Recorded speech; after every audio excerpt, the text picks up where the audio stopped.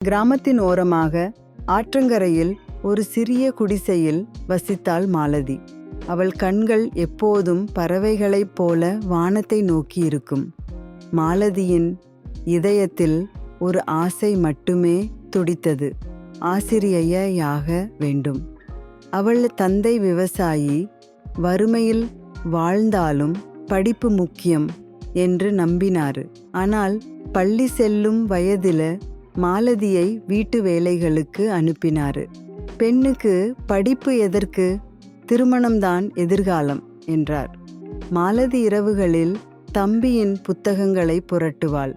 அவள் மனதில் ஒரு கனவு, பிற பெண்களுக்கு கல்வி கற்பிக்க வேண்டும்.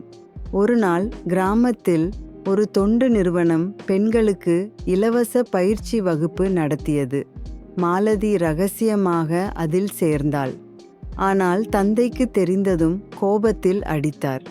இது நம் பழக்கத்துக்கு எதிரு என்று கத்தினார். மாலதியின் ஆசை மெல்ல மெல்ல மங்கியது. அவள் திருமணம் செய்து கணவனின் வீட்டுக்கு அனுப்பப்பட்டாள். அங்கேயும் வீட்டு வேலைகளே அவள் உலகமாகின.